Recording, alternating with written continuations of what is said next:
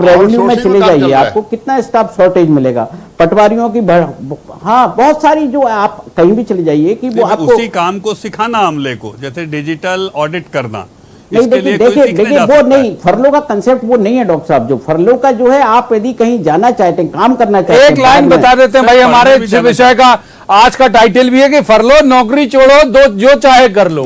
फरलो का कंसेप्ट यही है ना, कंसेप्ट है वही। उसमें क्या है कि वो 5 साल छोड़ो, नहीं नौकरी नहीं छूटती। अरे 5 साल छोड़ो, 5 साल आपको यदि लगता है कि उसके बाद आपकी नहीं जाएगी, हाफ सैलरी मिलेगी, हाँ आपका बिजनेस सेटअप नहीं हुआ है, आपको लगता है कि मैं प्रॉफिट मेकिंग नहीं हूं, तो वापस जॉब पर आज। मैंने पहले भी कहा कि आप चाय पीने चले जाइए। सर एक उदाहरण बता दीजिए, सर एक उदाहरण बताइए, किसी ने इस प्रकार से किसी भी शासन ने फरलो दिया हो? नहीं कई छत्तीसगढ़ में हुआ था डॉक्टर, जहां भी लागू हुआ सर, मेरी बात फेल हो गया। अच्छा एक बात डॉक्टर साहब से कुछ और सवाल के साथ आ जाते हैं डॉक्टर साहब। एक तो जो दिनेश जी कह रहे हैं कि ये बहुत उत्साहित नहीं करती लोगों को, नंबर 1, और नंबर 2 मैं ये कह रहा हूं कि बहुत सारे लोग आपकी गवर्नमेंट की तरफ तक रहे हैं लंबे वक्त से, विद्युत संविदा कर्मचारी, मैं देखता हूं अक्सर आउटसोर्स के लोग जिसका जिक्र दनोपे साहब ने किया, पटवारी भर्ती वाले लोग, ये लोग ये उम्मीद करके चल रहे हैं, संविदा वाले लगातार ट्वीट कर करके कि शायद आप कभी न कभी पसीज के इनको नियमित करोगे। देखिए ये तो आप उस दिशा में जाने के बजाय आप तो ये सोच रहे हो भाई जो है वही चले जाएं। सर देखिए, आप कुछ दिन के लिए चले जाएं, 5 साल के लिए चले जाएं। प्रवीण भाई देखिए, आज आपका मूड है मजाक उड़ाने का, तो आप उड़ा नहीं, मजाक नहीं उड़ा रहा हूँ सर, मैं मैं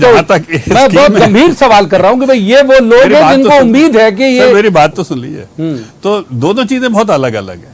देखिए नौकरी करना संविदा पर, कॉन्ट्रेक्चुअल पर, रेगुलर या ऑटोनोमस में रेगुलर, ये सब चीजें एक अलग है, ये प्रावधान और इस पे काम चल रहा है, आपको भी पता है, बहुत लंबा विषय है, उसमें बताया जा सकता होंगे नियमित क्या। लेकिन इस स्कीम का फिर मैं बता दूं, पहली चीज तो जीएडी और बाकी सब लोग मिलकर तय करते हैं कि इसकी कंडिकाएं या इसकी शर्तें क्या होंगी, कितने प्रतिशत लोग इसको अवेल। ऐसा थोड़ा ना कि विभाग के सब लोगों को भेज देंगे, उसमें सब तय रहता है कौन से विभाग पर ये लागू होगा, कौन से कामों के लिए लागू होगा। ऐसा थोड़ा कोई बोलेगा कि नहीं साहब मेरे को वल्लभ भवन के सामने दुकान लगानी है, इसके लिए मुझे फरलो दे दो, ऐसा थोड़ा ना होता है।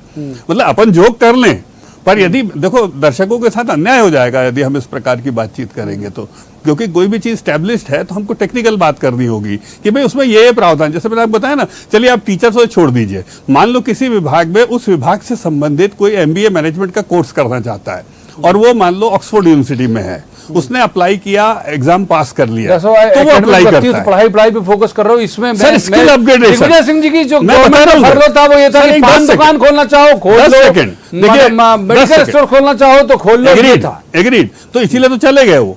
ये क्या तरीका फरलो का? भाई क्या होता है स्किल अपग्रेड, उस समय स्किल का कोई वही, आज देखिए 20 साल में इतने कोर्सेज आ गए हैं लॉ में।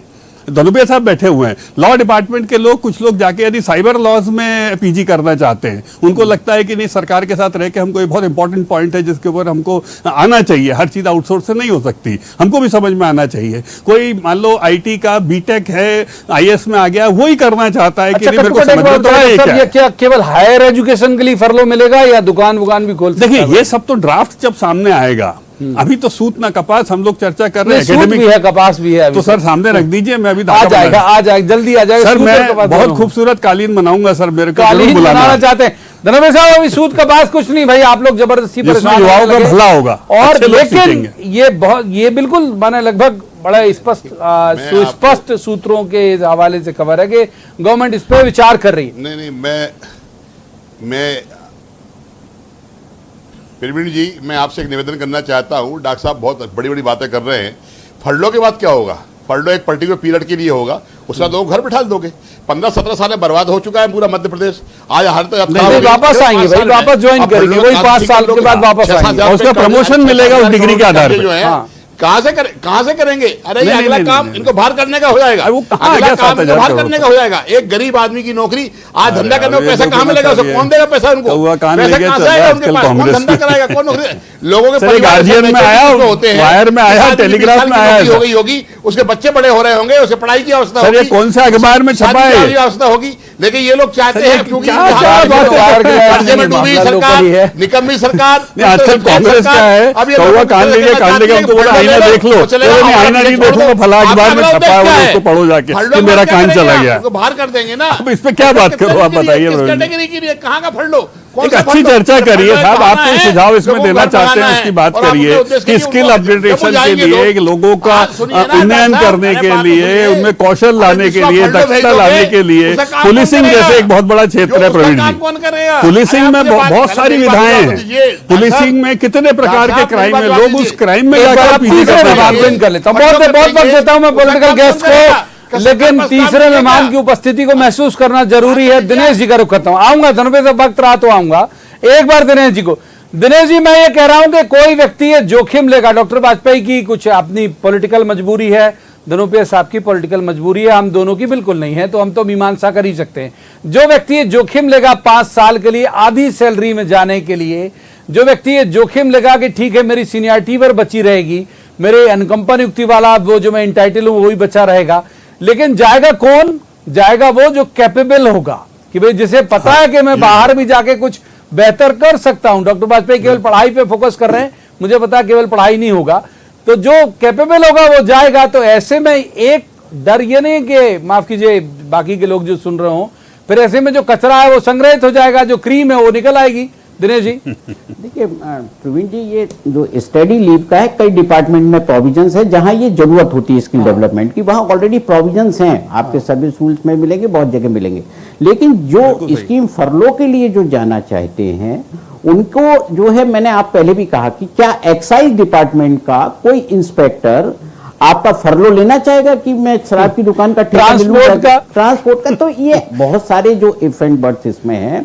और दूसरा, जो जिस कंसेप्ट की बात हो रही है, आपको खर्चे कम करना है, घाटा कम करना है, तो उसमें इतना बड़ा भारी परिवर्तन किसी फरलो स्कीम से नहीं आना है कि आप जो है इससे सरकार को बहुत जो है बचत हो जाएगी और बहुत सारी चीजें, ये सोचना भी व्यर्थ है कि इससे कोई आए। आपको यदि खर्चे कम करना है तो आपको जो है अलग अलग बहुत छोटा हाथ से फिसल गया डॉक्टर वाजपेयी, बहुत छोटा क्लोजिंग रिमार्क फॉर धनुपे साहब का क्लोजिंग। मैं एक उदाहरण देता हूं, जैसे मैं नागरिक आपूर्ति निगम में था सर, वहां का कोई जीएम यदि जाके सबसे बेहतर पीडीएस सिस्टम यदि कहीं चल रहा है और वहां वो 2 साल जॉब करके आना चाहता है जिससे कि हमारे यहाँ का डैशबोर्ड वो अच्छा बना ले, तो विभाग में तो कोई प्रावधान नहीं है, ना ये स्टडी लीव है, तो हम उसको फरलो के तहत 2 साल की अनुमति क्या नहीं दे सकते इस काम के लिए कि वहां जाके वो सबसे बढ़िया डैशबोर्ड देख कर आए, कैसे जीपीएस लगे होते हैं वाहनों में, किस प्रकार से ट्रैकिंग सिस्टम होता है, जहां पर एक एक grain field to the recipient पूरा ट्रैक होता है। तो ये देख के आने में बुराई क्या है सर? ये जाके 15 दिन में तो समझ में नहीं आएगा, इसके लिए साल 2 साल जब 5 साल